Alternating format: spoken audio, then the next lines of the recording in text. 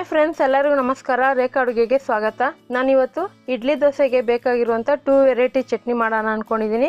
ತುಂಬ ಜನನು ಕಮೆಂಟ್ಸ್ ಮಾಡಿ ರಿಕ್ವೆಸ್ಟ್ ಮಾಡ್ತಾಯಿದ್ರಿ ಚಟ್ನಿ ತೋರಿಸಿ ಅಂತ.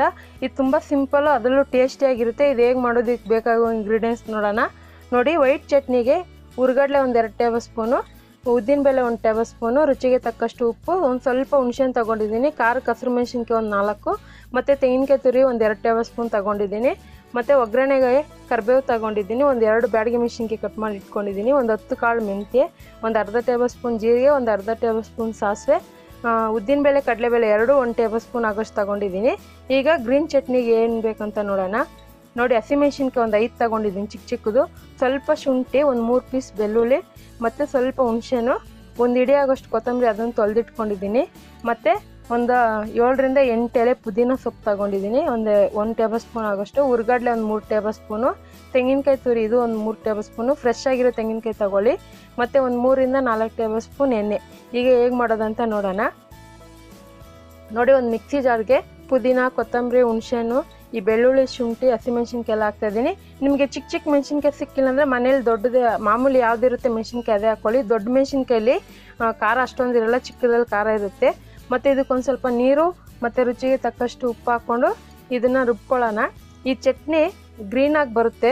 ಈ ಚಟ್ನಿ ನೀವು ಬೇಕಂದರೆ ನೀವು ಎಷ್ಟು ನೀರು ಹಾಕಿ ತೆಳ್ಳಗೆ ಮಾಡ್ತೀರೋ ಅಷ್ಟು ಟೇಸ್ಟಾಗಿರುತ್ತೆ. ಈಗ ರುಬ್ಬಿದಾಗಿದೆ ನೋಡಿ, ಎಷ್ಟು ಗ್ರೀನಾಗಿ ಬಂದಿದೆ, ಒಳ್ಳೆ ಫ್ಲೇವರ್ ಬರ್ತಾಯಿದೆ. ಇದಕ್ಕೆ ನೀರು ನಿಮ್ಗೆ ಎಷ್ಟು ಬೇಕಷ್ಟು ಮಿಕ್ಸ್ ಮಾಡ್ಕೊಳ್ಳಿ. ಈ ಚಟ್ನಿ ಇಡ್ಲಿಗೆ ಸೂಪರಾಗಿರುತ್ತೆ. ಈಗ ಇನ್ನೊಂದು ಥರ ಚಟ್ನಿಗೆ ಒಂದು ಸ್ಟವ್ ಮೇಲೆ ಕಡಾಯಿ ಇಟ್ಕೊಂಡು 1-2 ಟೇಬಲ್ ಸ್ಪೂನ್ ಎಣ್ಣೆ ಹಾಕಿದ್ದೀನಿ. ಎಣ್ಣೆ ಬಿಸಿ ಆದಮೇಲೆ ಉದ್ದಿನಬೇಳೆ ಹಾಕ್ಕೊಳ್ಳೋಣ. ಈ ಉದ್ದಿನಬೇಳೆನ ಫ್ರೈ ಮಾಡ್ಕೊಳ್ಳೋಣ. ಈ ವೈಟ್ ಚಟ್ನಿಗೆ ಉದ್ದಿನಬೇಳೆ ಸೂಪರಾಗಿರುತ್ತೆ ಫ್ಲೇವರು. ತುಂಬ ಹೋಟ್ಲುಗಳಲ್ಲಿ ಇದೇ ಥರ ಚಟ್ನಿ ಮಾಡೋದು. ಇದಕ್ಕೆ ಜಾಸ್ತಿ ಇಂಗ್ರೀಡಿಯೆಂಟ್ಸ್ ಏನು ತೊಗೊಳಲ್ಲ. ಈಗ ಚೆನ್ನಾಗಿ ಫ್ರೈ ಆದಮೇಲೆ ಒಂದು ಮಿಕ್ಸಿ ಜಾರ್ಗೆ ತೆಂಗಿನಕಾಯಿ ತುರಿ ಹಾಕ್ಕೊತಾ ಇದ್ದೀನಿ, ಮತ್ತು ಹುರ್ಗಡ್ಲೆ 2 ಸಮ ಪ್ರಮಾಣ ಹಾಕ್ಕೊಳ್ಳಿ. ತೆಂಗಿನಕಾಯಿ ಎಷ್ಟು ಹಾಕ್ತೀರೋ ಅಷ್ಟೇ ಹುರ್ಗಡ್ಲೆ. ಇದಕ್ಕೆ ಹಸಿರು ಮೆಣಸಿನ್ಕಾಯಿ, ಸ್ವಲ್ಪ ಹುಣಸೆಹಣ್ಣು. ಇದಕ್ಕೆ ಯಾವುದೇ ರೀತಿ ಕೊತ್ತಂಬರಿ, ಶುಂಠಿ, ಬೆಳ್ಳುಳ್ಳಿ ಏನು ಹಾಕ್ತಾಯಿಲ್ಲ. ಇದಕ್ಕೊಂದು ಸ್ವಲ್ಪ ಉಪ್ಪು ಹಾಕ್ಕೊಳ್ಳೋಣ. ಮತ್ತು ಫ್ರೈ ಮಾಡಿರೋಂಥ ಉದ್ದಿನಬೇಳೆನೂ ಹಾಕ್ತಾಯಿದ್ದೀನಿ. ಹಾಕ್ಕೊಂಡು ಇದಕ್ಕೆ ನೀರು ಎಷ್ಟು ಬೇಕು ಅಷ್ಟು ಹಾಕ್ಕೊಂಡು ಸ್ವಲ್ಪ ಒಂದು ಅರ್ಧ ಕಪ್ ಆಗೋಷ್ಟು ನೀರು ಹಾಕ್ಕೊಂಡು ಇದನ್ನು ರುಬ್ಕೊಳ್ಳೋಣ. ಇದು ತುಂಬ ಸೂಪರಾಗಿರುತ್ತೆ. ದೋಸೆಗಂತೂ ಸಖತ್ತಾಗಿರುತ್ತೆ ಈ ಚಟ್ನಿ. ಈಗ ಇದು ರುಬ್ಬಿದಾಗಿದೆ. ಇದಕ್ಕೂ ನೀವು ಎಷ್ಟು ನೀರು ಬೇಕಷ್ಟು, ಗಟ್ಟಿಗೆ ಬೇಕಂದರೆ ಗಟ್ಟಿಗೆ, ತೆಳ್ಳಗೆ ಬೇಕಂದರೆ ತೆಳ್ಳಗೆ ಕೂಡ ಮಾಡ್ಕೊಂಡು ಇದನ್ನು ಒಂದು ಬೌಲ್ಗೆ ಹಾಕಿಟ್ಕೊಳ್ಳೋಣ.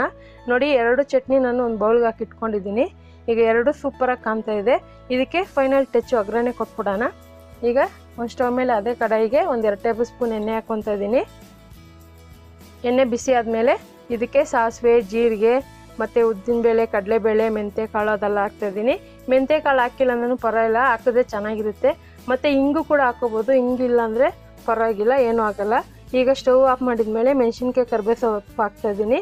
ಉದ್ದಿನಬೇಳೆ, ಕಡಲೆಬೇಳೆ ಸ್ವಲ್ಪ ಗೋಲ್ಡನ್ ಕಲರ್ ಆಗಿ ಫ್ರೈ ಮಾಡ್ಕೊಳ್ಳಿ. ಈಗ ಒಗ್ಗರಣೆ ರೆಡಿಯಾಗಿದೆ. ಈಗ ಇದನ್ನು ಚಟ್ನಿಗೆ ಹಾಕ್ಕೊತಾ ಇದ್ದೀನಿ.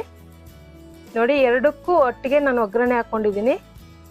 ಇದಕ್ಕೂ ಹಾಕ್ತಾಯಿದ್ದೀನಿ, ಅದಕ್ಕೂ ಹಾಕ್ತಾಯಿದ್ದೀನಿ. ಇದನ್ನು ಚೆನ್ನಾಗಿ ಹಾಕ್ಕೊಂಡು ಒಗ್ಗರಣೆನ ಮಿಕ್ಸ್ ಮಾಡ್ಕೊಳ್ಳೋಣ. ಈ ಚಟ್ನಿಗೆ ಒಗ್ಗರಣೆ ಹಾಕೋದ್ರಿಂದ ಒಳ್ಳೆ ಟೇಸ್ಟ್ ಇರುತ್ತೆ. ಕೆಲವರು ಚಟ್ನಿಗಳಿಗೆ ಒಗ್ಗರಣೆ ಹಾಕಲ್ಲ, ಹಾಗೆ ಮಾಡಿಬಿಡ್ತಾರೆ. ಸೊ ಒಗ್ಗರಣೆ ಹಾಕಿದ್ರೆ ತುಂಬ ಚೆನ್ನಾಗಿರುತ್ತೆ. ಈ ಚಟ್ನಿನ ನೀವು ಇಡ್ಲಿ ದೋಸೆಗೆ ಅಂತೆಲ್ಲ, ರೊಟ್ಟಿಗೆ, ಚಪಾತಿಗೆ, ರೈಸ್ಗೆ ಎಲ್ಲದಕ್ಕೂ ತಿನ್ಬೋದು, ಸೂಪರಾಗಿರುತ್ತೆ. ಸೊ ಈಗ ಚಟ್ನಿ ರೆಡಿಯಾಗಿದೆ. ನೋಡೋದಲ್ಲ ಎಷ್ಟು ಸಿಂಪಲ್ಲಾಗಿ, ಕಲರ್ಫುಲ್ಲಾಗಿ ಗ್ರೀನ್ ಚಟ್ನಿ ಮತ್ತು ವೈಟ್ ಚಟ್ನಿ ಮಾಡೋದು ಅಂತ. ಈ ರೆಸಿಪಿ ನಿಮಗೆ ಖಂಡಿತವಾಗಿ ಇಷ್ಟ ಆಗಿದೆ ಅಂದ್ಕೊತೀನಿ. ಇಷ್ಟ ಆಗಿದ್ರೆ ಈ ಚಟ್ನಿಗೆ ಇವತ್ತೇ ಟ್ರೈ ಮಾಡಿ, ಹೇಗಿದೆ ಅಂತ ಕಮೆಂಟ್ಸ್ ಮಾಡಿ. ಮತ್ತು ಈ ಚಟ್ನಿ ಜೊತೆ ಈ ಇಡ್ಲಿ ದೋಸೆ ಹೇಗೆ ಮಾಡೋದಂತೂ ತೋರಿಸ್ತೀನಿ.